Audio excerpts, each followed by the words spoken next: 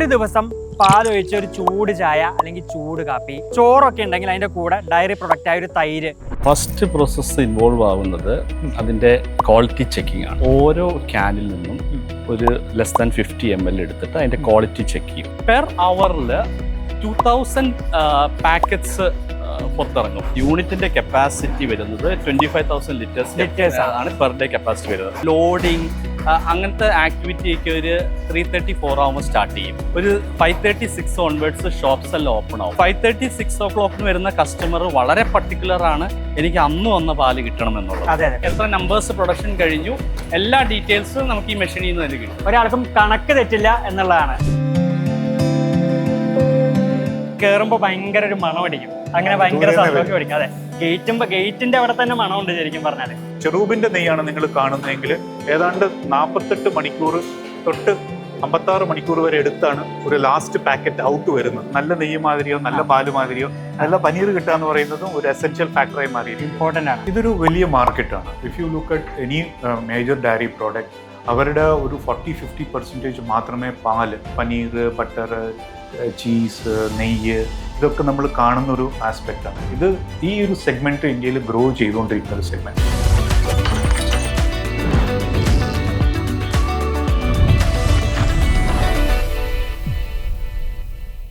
നമ്മൾ മലയാളികളുടെ പൊതുവായ ഒരു ശീലത്തിന്റെ ഭാഗമാണ് പാല്.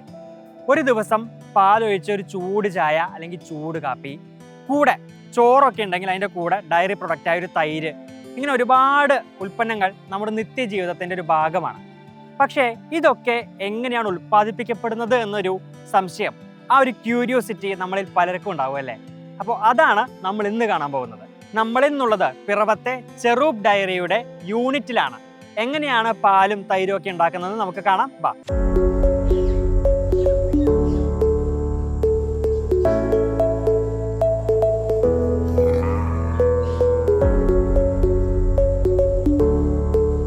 ഒരുപാട് പശുക്കളുള്ള ഒരു ഫാമാണിത് കേട്ടോ. അപ്പോൾ ഇതുപോലെ ഒരുപാട് ഫാമുകളിൽ നിന്നാണ് ചെറൂബ് പാൽ സംഭരിക്കുന്നത്. ഈ ഫാമുകളെ പറ്റി പറയുമ്പോൾ ഒരു പ്രധാനപ്പെട്ട കാര്യമുണ്ട്. ഈ സംഭരിക്കുന്ന പാലിന്റെ ക്വാളിറ്റി അത് വളരെ പ്രധാനമാണ് ഒരു കമ്പനിയെ സംബന്ധിച്ച്.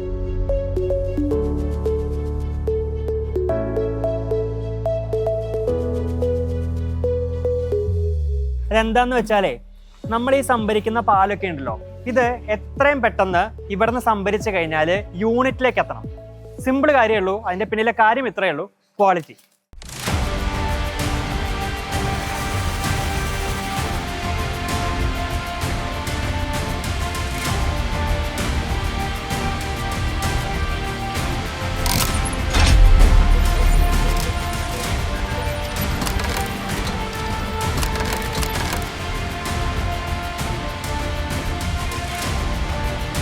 ഈ പ്രോസസ്സ് മൊത്തം ഇന്ന് പറഞ്ഞു തരാൻ നമ്മളോടൊപ്പം ഇന്ന് 2 പേരുണ്ട്.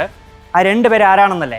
ചെറൂബ് ഡയറിയുടെ MD ജുബി പൗലോസ് അല്ലേ, പാർട്ണർ ബിനു ജോസഫ്. ഹായ്, വളരെ സന്തോഷം കണ്ടതിൽ. സാധാരണ പണ്ടൊക്കെ നമ്മുടെ വീടുകളിൽ എന്ന് പറഞ്ഞാൽ പാല് നേരെ കറന്നെടുത്ത് പാൽക്കാരൻ വരുന്നു, അല്ലെങ്കിൽ കറന്നെടുത്ത തൊഴിലാളി തന്നെ വരുന്നു, പാല് തരുന്നു, ഒരു കൂജയിലോ മറ്റോ നമുക്ക് കുറച്ച് പാല് വെക്കുന്നു, പോകുന്നു. പക്ഷേ കാലം മാറി, ടെക്നോളജി വളരെ വലുതായി. സോ എല്ലാത്തിനും അതിൻ്റെ സ്റ്റാൻഡേർഡ്സ് വന്നു, മൂല്യങ്ങളൊക്കെ വന്നു അല്ലേ? ശരിക്കും അപ്പോഴും നമുക്കുള്ള സംശയം, എങ്ങനെയാണ് ഈ സ്റ്റാർട്ട് ടു എൻഡ് പാല് വരുന്നത് എങ്ങനെയാണെന്നാണ് നമ്മുടെ സംശയം. ഞാൻ അക്കാദമിക്കലി നിങ്ങളോട് ചോദിക്കാം, പറഞ്ഞു തരാം നമുക്ക്. എങ്ങനെയാണ് പാല് വരുന്നത്? അതായത് ഇപ്പോൾ നമ്മൾ കറന്ന പാലെടുത്ത് ഇങ്ങോട്ട് കൊണ്ടുവന്നു, ഫസ്റ്റ് പ്രോസസ്സ് ഇൻവോൾവ് ആവുന്നത് അതിൻ്റെ ക്വാളിറ്റി ചെക്കിംഗ് ആണ്. ക്വാളിറ്റി ചെക്കിംഗ് അതായത് ഓരോ ക്യാനിൽ നിന്നും ഒരു ലെസ് ദാൻ 50 ml എടുത്തിട്ട് അതിൻ്റെ ക്വാളിറ്റി ചെക്ക് ചെയ്യും. അത് നമ്മൾ പ്രത്യേക മുറിയുണ്ടോ അതിനിവിടെ? അതെ, ഒരു ക്വാളിറ്റി ചെക്കിംഗ് ലാബ് ഉണ്ട്. ആ ലാബിൽ ക്വാളിറ്റി ചെക്കിങ്ങിൽ മെയിൻലി നോക്കുന്നത് അതിൻ്റെ അസിഡിറ്റിയാണ്. അസിഡിറ്റി ലെവലാണ് മെയിൻലി ചെക്ക് ചെയ്യുന്നത്. അപ്പോൾ first level acidity level check ചെയ്ത് കഴിഞ്ഞാൽ, ത്രൂ ആയി കഴിഞ്ഞാൽ നമ്മൾ അത് പ്രോസസ്സിന് എടുക്കും. പിന്നെ അതിൻ്റെ ഫർദർ ചെക്കിംഗ് ടൈം എടുക്കും. ബാക്കി ക്വാളിറ്റി ചെക്സ് എല്ലാം ചെയ്തു വരാനായിട്ട് അതിൻ്റെ ടൈം എടുക്കും. അപ്പോൾ അസിഡിറ്റി ലെവല് അതിനൊരു സ്റ്റാൻഡേർഡ് ലെവലുണ്ട്, 0.152 താഴെ നിൽക്കണം. അങ്ങനെ വന്നു കഴിഞ്ഞാൽ നമുക്ക് ഈ മിൽക്ക് പ്രോസസ്സിങ്ങിന് യൂസ് ചെയ്യാം. പിന്നെ അത് നമ്മൾ ഒട്ടും ഡിലേ ആക്കാതെ നമ്മൾ പ്രോസസ്സിങ് സ്റ്റാർട്ട് ചെയ്യുക. ഓക്കെ. പ്രോസസ്സിങ് സ്റ്റാർട്ട് ചെയ്യണമെന്ന് പറഞ്ഞു കഴിഞ്ഞാൽ അതാണ് ഈ പാസ്ചറൈസേഷൻ നടക്കുന്നത്. പാസ്ചറൈസേഷൻ പ്രോസസ്സിൽ, അതായത് പാൽ ഇമ്മീഡിയറ്റ് ആയിട്ട് ചൂടാക്കി തണുപ്പിക്കുന്ന പ്രോസസ്സാണ് പാസ്ചറൈസേഷൻ. അപ്പോൾ അതിൽ മെയിൻ ഗുണം എന്താണെന്ന് പറഞ്ഞാൽ പിന്നെ ഫർദർ മൈക്രോബ്സിൻ്റെ ഗ്രോത്ത് നമ്മൾ അവിടെ അറസ്റ്റ് ചെയ്യുക. ഈ പാല് പ്രോസസ്സിങ് കഴിഞ്ഞ് പാസ്ചറൈസേഷൻ കഴിഞ്ഞ് നമ്മൾ ഇൻസുലേറ്റഡ് ടാങ്കിൽ ഹോൾഡ് ചെയ്ത് കഴിഞ്ഞാൽ പിന്നെ നമുക്ക് ഈ പാല് എന്ത് വേണമെങ്കിലും ആക്കാം. പാല് തൈരാക്കാം, പാല് ഡിഫറെൻറ്റ് സ്റ്റാൻഡേർഡ്സ് ഓഫ് മിൽക്ക് ആക്കാം, അല്ലെങ്കിൽ പാലിൽ നിന്ന് ക്രീം സെപ്പറേറ്റ് ചെയ്തിട്ട്, ഫോർ എക്സാമ്പിൾ ഇപ്പോൾ നമ്മൾ കേർഡാക്കാൻ നേരത്ത് സ്കിംഡ് മിൽക്ക് കേർഡും ഉണ്ട്, പിന്നെ തിക്ക് കേർഡ് ഉണ്ട്. തിക്ക് കേർഡിൽ നമ്മൾ 3% ഫാറ്റ് വേണം, സ്കിം മിൽക്ക് കേർഡിന് 0 ഫാറ്റാണ്. അപ്പോൾ ഈ അങ്ങനത്തെ മിൽക്ക് നമ്മൾ സ്കിം ചെയ്തെടുത്തിട്ട് ആ ക്രീമാണ് നമ്മളുടെ മറ്റ് ഫാക്ടറിയുടെ by product. For the purpose of making ghee, butter and all, ഈ ക്രീമാണ് നമ്മൾ യൂട്ടിലൈസ് ചെയ്യുന്നത്. പനീർ, ചീസ് എല്ലാം തന്നെ പാല് തന്നെ നേരിട്ട് കൺവേർട്ട് ചെയ്യുന്ന പ്രോസസ്സാണ് പനീറിനും ചീസിനും വരുന്നത്. ഈ ഒരു ഗീക്ക് വേണ്ടിയാണ് പാലിൽ നിന്ന് ക്രീം സെപ്പറേറ്റ് ചെയ്തിട്ട് കേടാക്കും, ക്രീം നേരെ ഇവിടെ ഹോൾഡ് ചെയ്തിട്ട് സബ്സിക്വൻറ്റ് ഡേയ്സിൽ അങ്ങോട്ടേക്ക് അതർ പ്ലാന്റിട്ട് മൂവ് ചെയ്യും. ഇപ്പോൾ നമ്മൾ പറഞ്ഞല്ലോ, ഓരോ പ്രോസസ്സ് പറഞ്ഞല്ലോ, നമുക്ക് തോന്നുന്നു ഇത് നമുക്ക് ഓരോ കാണിച്ചു കൊടുത്താൽ നമ്മൾ കാണുന്ന ആൾക്കാർക്കൊക്കെ പ്രത്യേകിച്ച് മനസ്സിലാവും പെട്ടെന്ന്. സോ നമുക്ക് ഫസ്റ്റ് നമുക്ക് ക്വാളിറ്റി ചെക്കിങ് അല്ലേ, നമുക്ക് അതൊന്ന് നമുക്ക് നോക്കാം അല്ലേ? യെസ്. അപ്പോൾ ഇതാണ് നമ്മൾ പറഞ്ഞ ഞങ്ങളുടെ ലാബ്. ഇപ്പോൾ ക്യാനിൽ വരുന്ന പാല് നമ്മൾ ആ ക്യാനിൽ നിന്ന് എടുത്ത് സാമ്പിൾ എടുത്ത് ഇവിടെയാണ് നമ്മൾ അതിൻ്റെ ഫസ്റ്റ് സ്റ്റെപ്പായ ജുബി പറഞ്ഞ അസിഡിറ്റി ടെസ്റ്റ് നമ്മൾ ചെയ്യുന്നത്. ബേസിക് ടെസ്റ്റ് നമ്മൾ ചെയ്യുന്നത്. മറ്റ് ടെസ്റ്റുകളും നമ്മൾ ചെയ്യുന്നുണ്ട്, പക്ഷേ ആദ്യത്തെ first step of moving that milk to the next process ഇവിടെയാണ്, ഈ അസിഡിറ്റി ടെസ്റ്റ്. ശരിക്കും നമ്മൾ ടെസ്റ്റ് ചെയ്യുന്നതിൻ്റെ ഒരു പ്രാധാന്യം എന്താ, അത് പ്രേക്ഷകർക്കൊന്ന് നമുക്ക് പറഞ്ഞു കൊടുക്കാം. ഈ മിൽക്കിൻ്റെ അസിഡിറ്റിയാണ് മിൽക്കിൻ്റെ ലൈഫ് ഡിറ്റർമിൻ ചെയ്യുന്നത്. ഈ അസിഡിറ്റി കൂടിക്കഴിഞ്ഞാൽ അസിഡിറ്റി കൂടിയ മിൽക്ക് ഈവൻ പ്രോസസ്സ് ചെയ്താലും ഇമ്മീഡിയറ്റ് ആയിട്ട് അത് പിരിഞ്ഞു പോകും. പിന്നെ രണ്ടാമത്തെ മിൽക്ക് കറന്നു വെച്ചിട്ട് ഒത്തിരി ഡിലേ ആയിട്ട് ഇവിടെ എത്തിക്കഴിഞ്ഞാലും ഈ അസിഡിറ്റിയുടെ ഇഷ്യൂ വരും.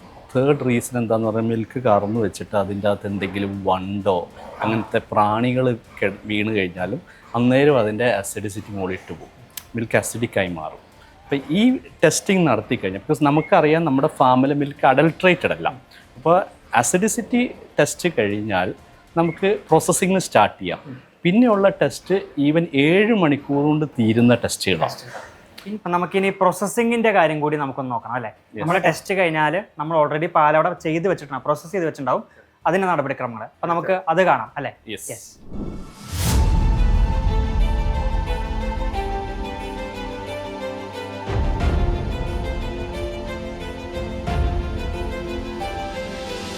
സാർ, അപ്പോൾ എല്ലാ ക്വാളിറ്റി ചെക്കൊക്കെ കഴിഞ്ഞ് വരുന്ന പാൽ ഓൾറെഡി നമ്മളിവിടെ സ്റ്റോർ ചെയ്ത് വെച്ചിട്ടുണ്ടായിരിക്കും. ഇനി ഇത് നേരെ പോവുക പ്രോസസ്സിങ്ങിനാണല്ലേ? ആ പ്രോസസ്സിങ് എന്ന് പറഞ്ഞ ആ പ്രക്രിയയിലാണോ ഈ പാല് ക്ലീൻ ആവുകയും മറ്റു കാര്യങ്ങളൊക്കെ? പാലിന്റെ പാസ്ചറൈസേഷൻ എന്ന് പറയുന്നത്, പാസ്ചറൈസേഷൻ വരുന്നത് പ്രോസസ്സിങ്ങിലാണ്. ശരിക്കും അതിൻ്റെ ഒരു മെക്കാനിക്കൽ പ്രോസസ്സ് എങ്ങനെയാണ് ഇവിടെ?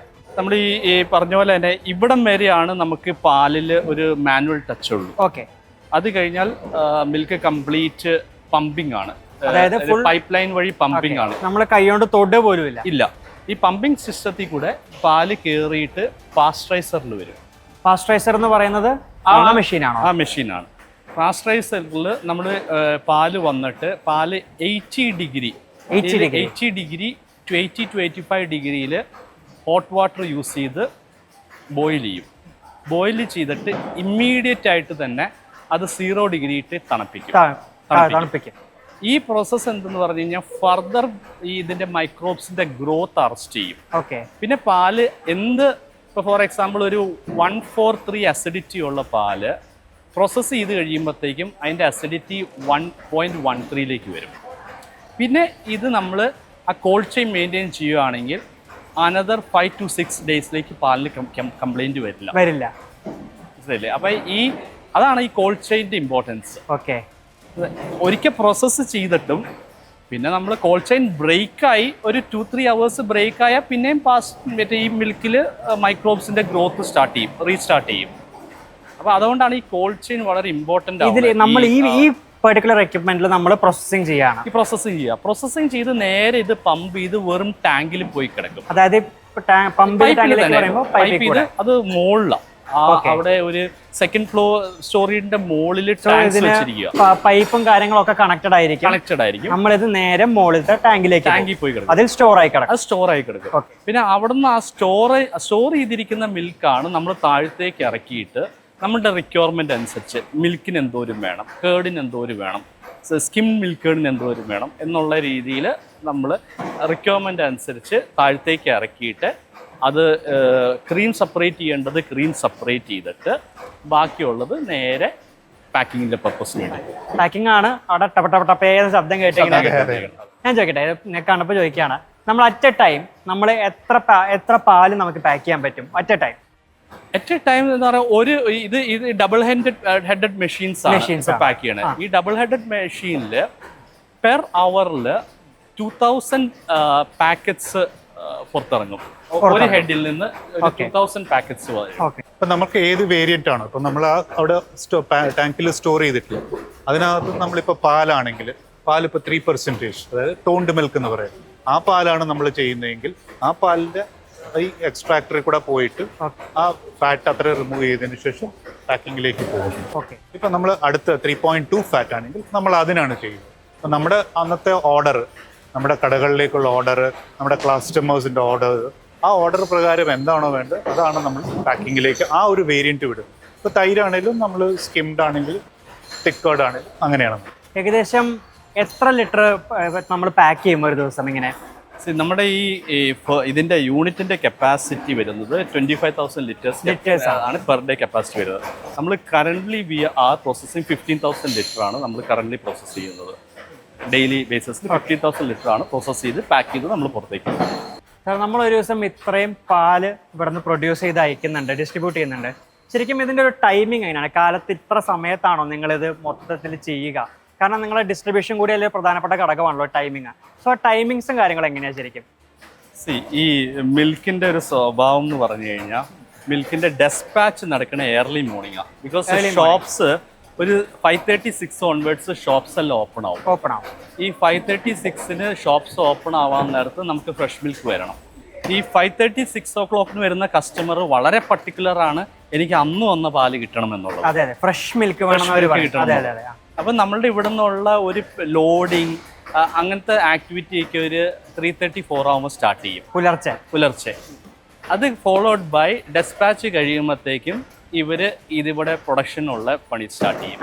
അപ്പോൾ ഒരു 3:30 സ്റ്റാർട്ട് ചെയ്ത് കഴിഞ്ഞാൽ പിന്നെ കണ്ടിന്യൂസ് ആയിട്ട് പ്രോസസ്സ്, ഒരു മിൽക്കിൻ്റെ പ്രോസസ്സ് ഒരു 12:30 1 തീരും.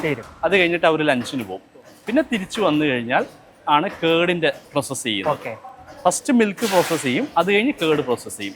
അപ്പോൾ ഓവറോൾ വരുമ്പോൾ 2 ഷിഫ്റ്റായിട്ടാണ് വർക്ക് ചെയ്യുന്നത്. മോർണിംഗ് ഒരു 3:30 തൊട്ട് തുടങ്ങുന്ന ഹെൽപ്പേഴ്സിൻ്റെ വർക്ക് തുടങ്ങി അത് പ്രോസസ്സിങ്ങിലേക്ക് വരുമ്പോഴത്തേക്ക് മോർണിംഗ് 6 പ്രോസസ്സിങ് സ്റ്റാർട്ട് ചെയ്യും.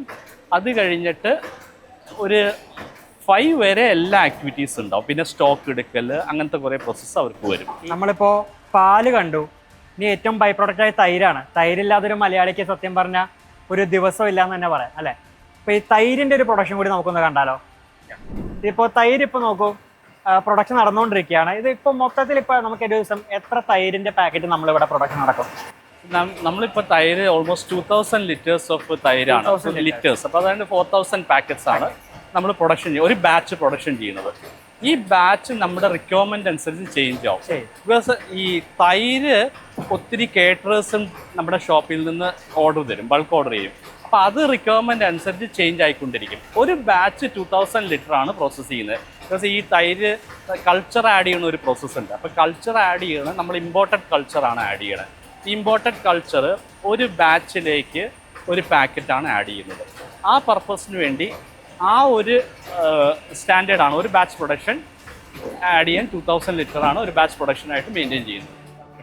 ഇതിപ്പോൾ നമുക്ക് ഈ മെഷീനിൽ കറക്റ്റ് അറിയാമല്ലേ എത്ര പാക്കറ്റ്, എത്ര നമ്പേഴ്സ് പ്രൊഡക്ഷൻ കഴിഞ്ഞു, എല്ലാ ഡീറ്റെയിൽസും നമുക്ക് ഈ മെഷീനിൽ നിന്ന് തന്നെ കിട്ടും. അതാണ് ഇതിൽ ഏറ്റവും പ്രധാനപ്പെട്ട കാര്യം. അതായത് ഒരാൾക്കും കണക്ക് തെറ്റില്ല എന്നുള്ളതാണ്. നമ്മൾ എത്ര പാക്കറ്റാണ് നമ്മൾ ഇതുവരെ പാക്ക് ചെയ്തെന്നുള്ള വ്യക്തമായ ഒരു നമ്പർ, ഒരു അക്കം നമുക്ക് ഈ മെഷീനിൽ കിട്ടും എന്നുള്ളതാണ്. അപ്പൊ നമ്മൾ ഇപ്പോൾ ഇവിടെ ഉള്ളത് നമുക്കെന്ന് പറയുന്നത് യോഗർട്ട്, തൈര് ആൻഡ് പാല്. അതെ. അപ്പൊ നമുക്ക് മറ്റ് ബൈ പ്രോഡക്ട്സ് കൂടി നമുക്കൊന്ന് കാണാം. നമുക്ക് അടുത്തത് സംസാരം നോക്കാം അല്ലേ.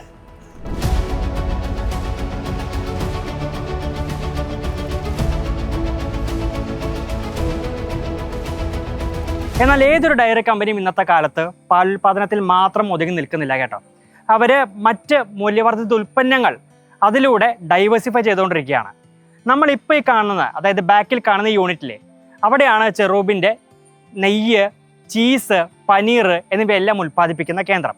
നമുക്ക് അവിടെയൊക്കെ ഒന്ന് സന്ദർശിച്ച് എങ്ങനെയാണ് ആ കാര്യങ്ങൾ, ആ പ്രൊഡക്ഷൻ എങ്ങനെയാണെന്നൊക്കെ നോക്കാം.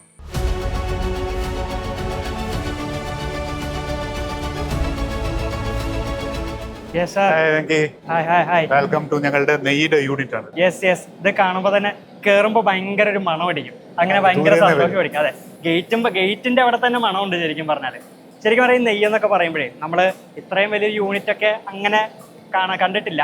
ഈ പ്രോസസ്സും എനിക്ക് അത്ര പരിചയമില്ല. നെയ്യ് നമുക്ക് 2 പ്രോസസ്സിലാണ് ചെയ്യുന്നത്. ട്രഡീഷണൽ പ്രോസസ്സ്, അതായത് നമ്മൾ പണ്ട് ഉരുളിക്കകത്ത്, ചെമ്പിനകത്ത് ഉരുക്കി നമ്മുടെ അമ്മൂമ്മമാരൊക്കെ ചെയ്തുകൊണ്ടിരുന്നത് ആ പ്രോസസ് ഉണ്ട്.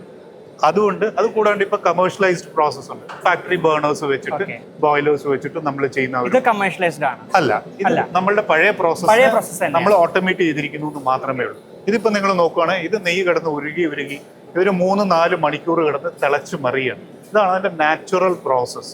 നമ്മൾ വീട്ടിൽ ചെയ്ത് കഴിഞ്ഞാൽ വീട്ടിൽ ചെയ്യുമ്പോൾ കുറച്ചുകൂടെ ടൈം കൺസ്യൂം ചെയ്യും. ഇവിടെ നമ്മളിപ്പം ബേണർ വെച്ച് ചെയ്യുന്നതുകൊണ്ട് അത് ലെസർ ടൈമിൽ നമ്മൾ ചെയ്യുന്നു. എന്നാലും ഒരു 3-3.5 മണിക്കൂർ പിടിക്കും നമുക്ക് ഇത് ചെയ്യാൻ വേണ്ടി മാത്രം. ട്രഡീഷണൽ മെത്തേഡാണ് ഇപ്പൊ ചെയ്യുന്നതെന്ന് പറഞ്ഞല്ലോ. പക്ഷെ ഒരു 3-3.5 മണിക്കൂർ എടുക്കുന്നു പറഞ്ഞു. അതൊരു നോർമൽ ടൈം ആണോ? പ്രത്യേകിച്ച് ഒരുപാട് എക്യുപ്മെന്റ്സും മെക്കാനിക്കലി ഒരുപാട് നമ്മൾ വളർന്നൊരു സാഹചര്യത്തിൽ 3-3.5 മണിക്കൂർ നോർമൽ ടൈം ആണോ ശരിക്കും? ഇപ്പോഴത്തെ ഒരു ഓട്ടോമേഷനും ഇപ്പോഴത്തെ ഒരു കമേഴ്ഷ്യലൈസ്ഡ് പ്രോസസ്സും വെച്ചിട്ട് അത് വളരെ കൂടുതലാണ്. വളരെ കൂടുതലാണ്. അപ്പൊ ഇപ്പോഴത്തെ നമുക്കൊരു നെയ്യ് ചെയ്യണമെന്നുണ്ടെങ്കിൽ 1 കിലോ നെയ്യ് ചെയ്യണമെന്നുണ്ടെങ്കിൽ നമുക്ക് 15 മിനിറ്റ് മതി. അതായത് ഈ ഒരു ബാച്ച് 250 കിലോ നെയ്യാണ്. അത് നമുക്ക് ചെയ്യണമെന്നുണ്ടെങ്കിൽ ഒരു അരമണിക്കൂർ കൊണ്ട് ചെയ്ത് തീർക്കാവുന്നേ ഉള്ളൂ. പക്ഷെ അതിനെയാണ് നമ്മൾ അതിന്റെ ആ ഒരു എസൻസ് റീറ്റെയിൻ ചെയ്യാനും നെയ്യുടെ എൻറ്റയർ അരോമ, സ്മെൽ, ന്യൂട്രിയൻസ് അതെല്ലാം റീറ്റെയിൻ ചെയ്യാൻ വേണ്ടിയിട്ട് നമ്മൾ ആ പഴയ പ്രോസസ്സ് തന്നെയാണ് നമ്മൾ ഫോളോ ചെയ്യുന്നത്. നമുക്ക് സമയം കൂടുതൽ പിടിക്കും, കോസ്റ്റ് വൈസ് ചിലപ്പോൾ കൂടുതലായിരിക്കും. പക്ഷെ അത് അതിൻ്റെ ക്വാളിറ്റി മെയിൻറ്റെയിൻ ചെയ്യുക, അതിൻ്റെ ട്രഡീഷണൽ മെത്തേഡിൽ വെക്കുക എന്നുള്ളതാണ്. ട്രഡീഷണലിനെ ഒന്ന് മോഡേണൈസ് ചെയ്തു ഇത് വെച്ചിരിക്കുന്നു എന്ന് മാത്രം. എന്നാലേ അതിൻ്റെ ഒരു നമ്മൾ ചെയ്യുന്നതിൻ്റെ ഒരു ഫിലോസഫി അതാണ്. So there is no preservatives, there is no colour, there is no artificial energy. Every nutrient, every aroma is maintained through this slow cooking process. നമ്മൾ കുക്കിങ്ങിൽ പറയില്ല സ്ലോ കുക്കിംഗ് പ്രോസസ്. നല്ല ഷെഫുമാരൊക്കെയാണ് അവർ പറയും സ്ലോ കുക്ക് ചെയ്ത് പോവാ, സമയമെടുത്ത് ഭക്ഷണം ഉണ്ടാക്കുക, എന്നാലേ അതിന്റെ രുചിയും മണവും ഗുണവും എല്ലാം ഉള്ളൂ. അതേ പ്രോസസ് തന്നെയാണ്. പ്രത്യേകിച്ച് ഇപ്പൊ നമ്മൾ ഇപ്പോൾ ബട്ടറൊക്കെ ഉരുക്കി കഴിഞ്ഞു, ഇത്രയും നെയ്യായി. ആൻഡ് ദെൻ എൻ്റെ എപ്പോഴുള്ള ഒരു സംശയം എന്ന് പറയുന്നത് how did it come to bottles? അതാണ്. അപ്പോൾ ആ ഒരു പ്രോസസ്സ് എന്താണ് ശരിക്കും? നമ്മൾ ഈ നെയ്യ് എന്താണ് നമ്മൾ ഇനി ചെയ്യുക? ഇതിന്റെ നെക്സ്റ്റ് സ്റ്റേജ് എന്ന് പറഞ്ഞു കഴിഞ്ഞാൽ ഇതിനെ കൂൾ ചെയ്യുക എന്നുള്ളത്. ഇപ്പം മോഡേൺ പ്രോസസ്സിൽ cooling also happens in 5 minutes. അതായത് 120 ഡിഗ്രി ബേൺ ചെയ്യുന്ന ഒരു നെയ്യിനെ കൂൾ ചെയ്യാൻ 5 മിനിറ്റ് മതി. നമ്മൾ അതും ചെയ്യുന്നില്ല. നമ്മൾ അതിനെ അങ്ങനെ ഇറക്കി വെച്ചതിന് ശേഷം ഒരു ദിവസം ഓൾമോസ്റ്റ് 36 hours നമ്മൾ അതിനെ കൂൾ ചെയ്യാൻ മാത്രം. And that is the most important face. ഇതിന്റെ ഏറ്റവും വലിയ ഇമ്പോർട്ടൻറ്റ് ഫേസ് അതാണ്. ഇതിനെ സെറ്റിൽ ചെയ്യാൻ അനുവദിക്കുക. ഇത് സെറ്റിൽ ചെയ്യുമ്പോൾ ഒരു 3 ലെയറിലാണ് ഇത് സെറ്റിൽ ആവുന്നത്. ആ 3 ലെയറിൽ സെറ്റിൽ ആയതിനു ശേഷം മാത്രമാണ് നമ്മൾ അടുത്ത സ്റ്റേജ് ഫിൽറ്ററിങ് ചെയ്ത് പാക്കിങ്ങിലേക്ക് പോകും. അപ്പോൾ ഇത് നിങ്ങൾ കാണുന്ന നെയ്യ് എന്ന് പറയുന്നത് ഇപ്പം ചെറൂബിൻ്റെ നെയ്യാണ് നിങ്ങൾ കാണുന്നതെങ്കിൽ ഏതാണ്ട് 48 മണിക്കൂർ തൊട്ട് 56 മണിക്കൂർ വരെ എടുത്താണ് ഒരു ലാസ്റ്റ് പാക്കറ്റ് ഔട്ട് വരുന്നത്. അതായത് കൂളിങ്ങിന് അത്രയും ടൈം നിങ്ങൾ കൊടുക്കും. ബോയിലിങ്ങിനും കൂളിങ്ങിനും ഒരേ ഇത് നമ്മൾ കൊടുക്കുന്നത്. എന്നിട്ട് മാത്രമേ നമ്മൾ ഫൈനൽ ഒരു ശരിക്കും അപ്പോൾ ഈ കൂളിങ്ങിലാണോ ഒരു നെയ്യിന്റെ ക്വാളിറ്റി ശരിക്കും ഉരുത്തിരിഞ്ഞ് വരുന്നത്? നെയ്യുടെ quality can be on the cream. നല്ലൊരു ക്രീം അവിടെ റോ മെറ്റീരിയലിൽ സ്റ്റാർട്ട് ചെയ്യുന്നു. 2 ഇതിന്റെ പ്രോസസ്സ്, നമ്മൾ ഈ ബോയിൽ ചെയ്യുന്ന പ്രോസസ്സ്. ഈ ബോയിൽ ചെയ്യുമ്പോൾ ഒരാൾ ഫുൾ ടൈം കൂടെ നിന്ന് ഇളക്കി. ഇതിനെ നമ്മൾ പറയണ പഴയ ഇന്ത്യൻ ഫിലോസഫിയിൽ ബിലോന പ്രോസസ് എന്നാണ് പറയുന്നത്. Bilona process, that is the oldest process. നെയ്യ് ഇന്ത്യയിൽ മാത്രമേ ചെയ്യുന്നുള്ളൂ. ആ പ്രോസസ്സ് ബിലോന പ്രോസസ് എന്ന് പറയുന്നത്. ആ ബിലോനെ നമ്മൾ കുറച്ചുകൂടെ ഒന്ന് മോഡേണൈസ് ചെയ്തു മാത്രമേ ഉള്ളൂ ഇതിനകത്ത്. അതായത് പഴയ രീതിയും പുതിയ രീതിയും ഒരുമിച്ചുള്ള ഒരു ടെക്നിക്ക് അല്ലേ? എക്സാക്ട്ലി. അപ്പൊ സംഭവം സൂപ്പർ ആയിരിക്കും അവസാനം. നമുക്ക് അതിന്റെ ഔട്ട് എസൻസ്, അതിന്റെ പ്രോഡക്റ്റ് ഇത് പഴയ രീതിയിൽ തന്നെ കിട്ടണം. അതാണ് നമ്മൾ ഉദ്ദേശിക്കുന്നത്. എന്നാൽ അഫോർഡബിൾ ആയിട്ട് രീതിയിൽ കസ്റ്റമറിന് എത്തുകയും വേണം. യെസ്, അപ്പോൾ നമ്മൾ നെയ്യ് ഉണ്ടാകുന്നത് പറഞ്ഞു, പാക്കേജിങ്ങിനെ കുറിച്ചും കുറച്ച് പറഞ്ഞു. നമുക്ക് ഒന്ന് അറിയണം എങ്ങനെയാണ് പാക്കേജ് ചെയ്യുന്ന കാര്യങ്ങൾ. അപ്പോൾ നമുക്ക് അവിടെ പോയി നോക്കാം. അടുത്ത സ്റ്റേജിൽ പാക്കിംഗിലേക്ക് അടുത്ത സ്റ്റേജ് കമോൺ.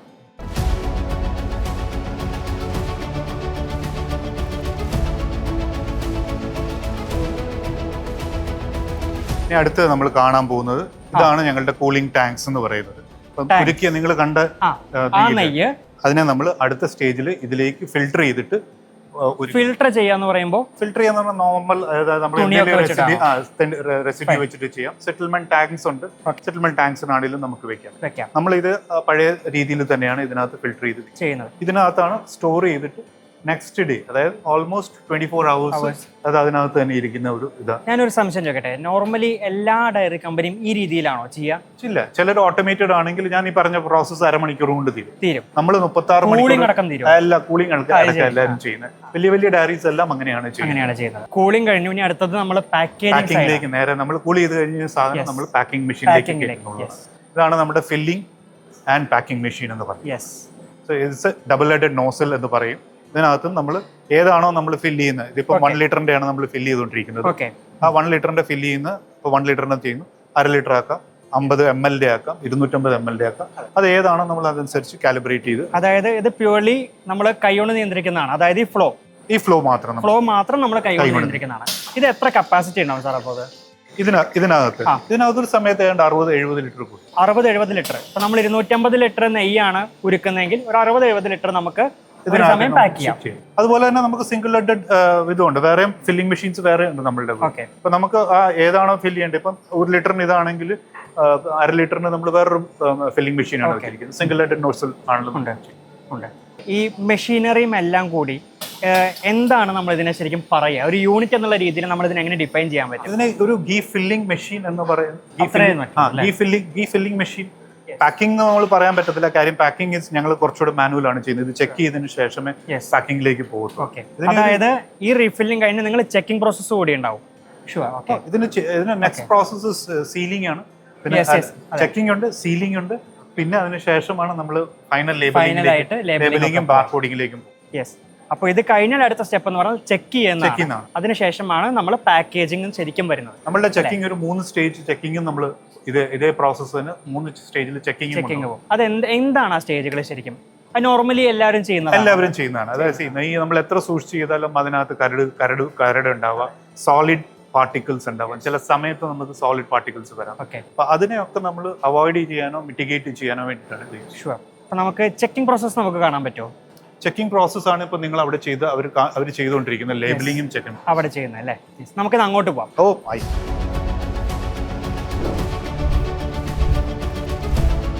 ഇപ്പൊ നമുക്ക് പാക്കേജിങ്ങിന്റെ കാര്യമാണ് ഇനി. കാരണം എല്ലാ പ്രൊഡക്റ്റ് നോക്കുമ്പോഴും പലരും ചിന്തിക്കും നമ്മൾ പാക്കേജിങ് പെർഫെക്റ്റ് ആണോ എന്ന് നമ്മൾ എപ്പോഴും ചിന്തിക്കും. മാത്രമല്ല പാക്കേജിങ്ങിൽ നമ്മൾ പ്രൊഡക്റ്റിന്റെ ഡീറ്റെയിൽസ് നോക്കും, അതിന്റെ ക്വാണ്ടിറ്റി എന്താണ്, റേറ്റ് എന്താണ്, എല്ലാം ഉൾപ്പെട്ടതാണ് ഒരു പാക്കേജ് എന്ന് പറഞ്ഞാൽ. ഇപ്പൊ ഒരു ഗീ നമ്മൾ പാക്കേജ് ചെയ്യുമ്പോൾ ശ്രദ്ധിക്കേണ്ട കാര്യങ്ങൾ എന്തൊക്കെയാണ്? ഇതിപ്പോ ഞാനിപ്പോ എടുത്ത് കാണിച്ചു തരാം. ഇതിപ്പോ ഒരു 1/2 ലിറ്ററിന്റെ ഗീ ആണ് നമ്മൾ പാക്ക് ചെയ്ത് വെച്ചിരിക്കുന്ന ഒരു ഇതാണ്. നമ്മൾ ആദ്യം ചെക്ക് ചെയ്യുന്നതിനകത്ത് ഈ 3 ലെയറിൽ ചെക്ക് ചെയ്യുന്നതിന്റെ അകത്ത് കരടുണ്ടോ എന്നുള്ളതാണ്, അല്ലെങ്കിൽ സോളിഡ് പാർട്ടിക്കിൾസ് എന്തെങ്കിലും ഉണ്ടോ എന്നുള്ളത്. പിന്നെ ഇത് നിങ്ങൾ കാണുന്നില്ലേ, ഈ ഗ്രാന്യൂൾസ്. ഇതൊരു നെയ്യുടെ ഏറ്റവും ഇമ്പോർട്ടന്റ് ഒരു ഇതാണ്. നമ്മൾ പല കമ്പനികളും ചെയ്യുന്നത് അവരുടെ തരിതരിയായ നെയ്യ് ഗ്രാന്യൂൾസിനെയാണ് കാണുന്നത്. പഴയ നെയ്യാണ് ചെയ്യുന്നതെങ്കിൽ, ക്രീമിലാണ് ചെയ്യുന്നതെങ്കിൽ ഈ തരി ഉണ്ടാവും.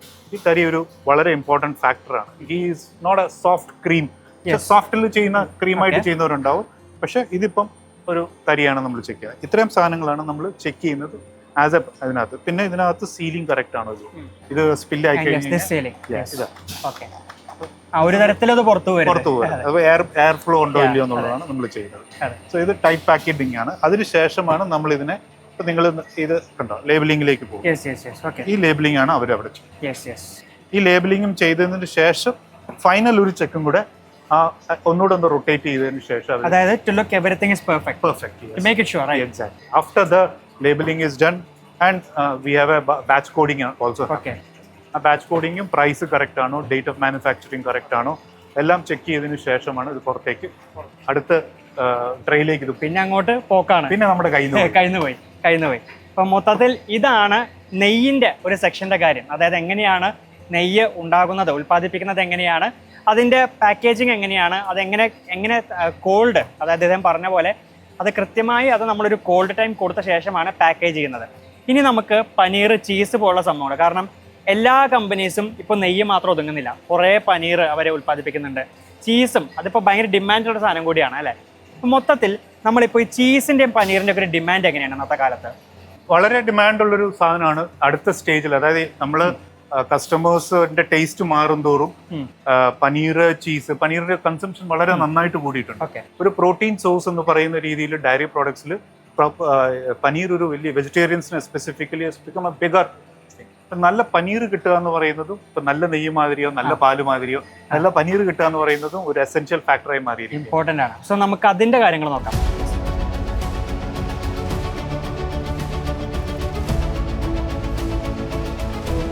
ഇതാണ് നമ്മളുടെ ലാബ് കം പനീർ, ചീസ് എല്ലാം സെറ്റ് ചെയ്യുന്ന യൂണിറ്റ് ഇതാണ്. ഇവിടെ എപ്പോഴും ഇങ്ങനെ ഒരു ടെമ്പറേച്ചർ വേണോ? ഇറ്റ്സ് എ കൂൾഡ് റൂം ആണ്. ഈ മിനിമം ഒരു 18 ഡിഗ്രിയിൽ നമ്മൾ അതിനെ ചെയ്യുന്നൊരു സ്ഥലമാണ്. കാര്യം പനീർ ആൻഡ് ചീസ് ഇവിടെ ഹാൻഡിൽ ചെയ്യുന്ന രണ്ടും ടെമ്പറേച്ചർ സെൻസിറ്റീവ് ആണ്, വളരെ ടെമ്പറേച്ചർ സെൻസിറ്റീവ് ആണ്. ഇതാണ് പനീർ. പനീർ നമ്മൾ പാക്ക് ചെയ്ത് വെച്ചിരിക്കുന്ന പനീറാണ്. ഞങ്ങളുടെ ഇത് ഫ്രഷ് പനീറാണ്. Difference between fresh paneer and normal paneer എന്ന് പറയുന്നത്. ഫ്രഷ് പനീർ എന്ന് പറയുന്നത് 7 days അതിന്റെ ഷെൽഫ് ലൈഫ് ഉള്ളൂ.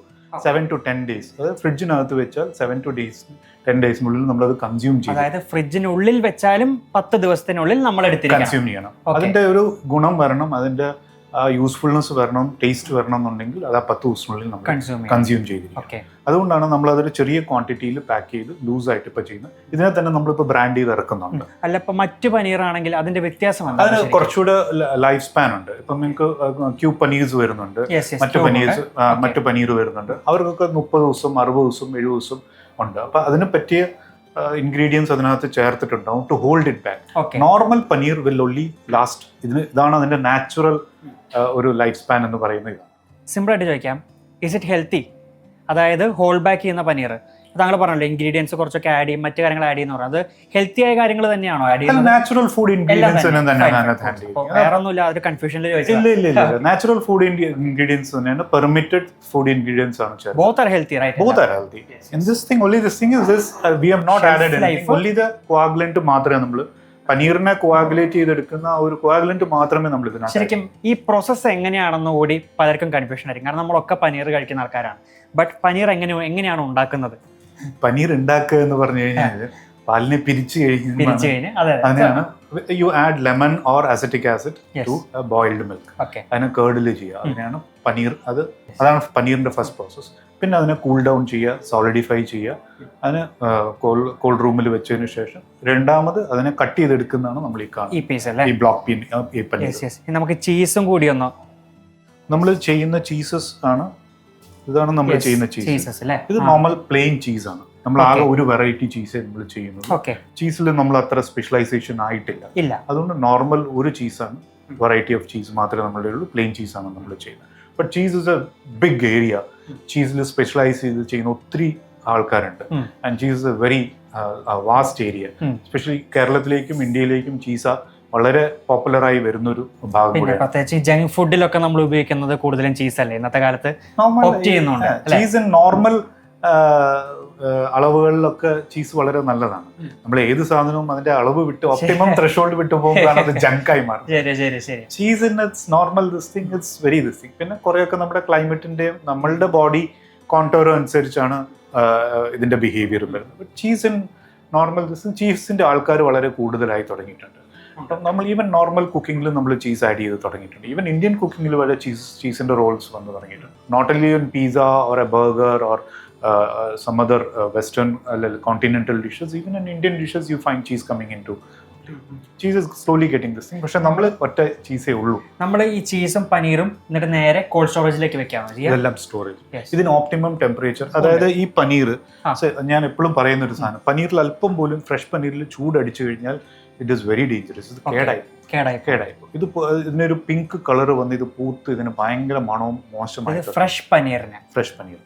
അതുകൊണ്ടാണ് ഇത് മേടിച്ച് കഴിഞ്ഞു കഴിഞ്ഞാൽ നിങ്ങളത് വീട്ടിൽ കൊണ്ടുപോയാൽ നേരെ ഫ്രിഡ്ജിലേക്ക് ആദ്യം ചെയ്യാം, ഫ്രിഡ്ജിൽ വെക്കാൻ. കഴിവതും 10 ദിവസത്തിനുള്ളിൽ അത് കുക്ക് ചെയ്ത് ഇതിലൊരു അല്പം പോലും ചൂടടിച്ചു കഴിഞ്ഞു കഴിഞ്ഞാൽ, കുറച്ച് അധികം ചൂടടിച്ചു കഴിഞ്ഞു കഴിഞ്ഞാൽ ഇത് കേടായിപ്പോകും. കേടായാൽ paneer is very very dangerous. Okay, ഞാനൊരു ബിസിനസ് ആസ്പെക്ട് എന്നൊരു ചോദ്യം ചോദിക്കാം. കാരണം ഇപ്പോൾ നമ്മളെല്ലാ ഡയറി കമ്പനീസും ഇങ്ങനെ ഡൈവേഴ്സിഫൈ ചെയ്യുകയാണല്ലോ. They produce paneer, butter, cheese എല്ലാം. ശരിക്കും ഇതിൻ്റെ ഒരു ബിസിനസ് ഓപ്പർച്യൂണിറ്റി ശരിക്കും എന്താണ് നിങ്ങളെ സംബന്ധിച്ച്? ഇതൊരു വലിയ മാർക്കറ്റാണ്. If you look at any major dairy product, അവരുടെ ഒരു 40-50% മാത്രമേ പാല്. സോ ഡയറി പ്രോഡക്റ്റിൽ മറ്റു കുറേ പ്രോഡക്ട്സ് ഉണ്ട്. അതിലാണ് ഈ നമ്മൾ കാണുന്നത് പനീർ, ബട്ടർ, ചീസ്, നെയ്യ്, ഇതൊക്കെ നമ്മൾ കാണുന്ന ഒരു ആസ്പെക്റ്റാണ്. ഈ ഒരു സെഗ്മെന്റ് ഇന്ത്യയിൽ ഗ്രോ ചെയ്തുകൊണ്ടിരിക്കുന്ന ഒരു സെഗ്മെന്റാണ്.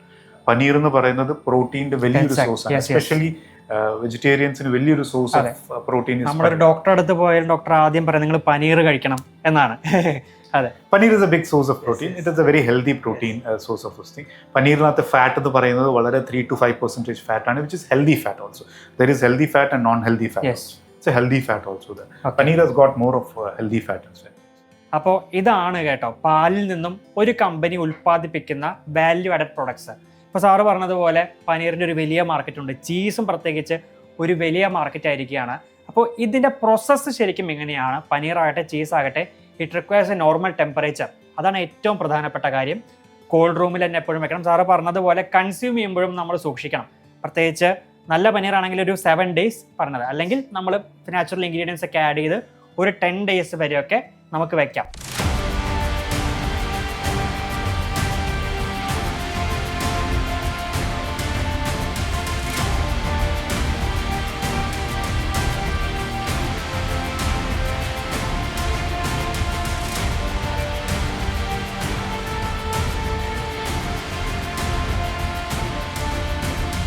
അപ്പോൾ നമ്മൾ ഒരുപാട് പ്രോസസ്സുകൾ കണ്ടു. ഇങ്ങനെയൊക്കെയാണ് ഒരു കമ്പനിയിൽ നിന്ന് നമ്മൾ ദിവസവും കുടിക്കുന്ന പാലും നമ്മൾ കഴിക്കുന്ന വെണ്ണയും ചീസും പനീറും അതുപോലെ തന്നെ തൈരും ഒക്കെ ഉണ്ടാവുന്നത്. മൊത്തത്തിലൊരു കഷ്ടപ്പാട് പിടിച്ച പണിയാണ് എന്ന് നമുക്ക് വേണമെങ്കിൽ പറയാം. ബട്ട് ഈ രണ്ടുപേരും, നമ്മളിപ്പോൾ മുമ്പ് നമ്മളോട് സംസാരിച്ച രണ്ടുപേരും അത് വളരെ എൻജോയ് ചെയ്ത് ചെയ്യുന്നുണ്ട് എന്നതാണ്. അപ്പോൾ ഇനിയും ഇതുപോലത്തെ ഒരുപാട് കണ്ടൻറ്റ്സ് റിപ്പോർട്ടർ ബിസിനസ്സിലൂടെ നിങ്ങൾക്ക് കാണാം. Do follow reporter business.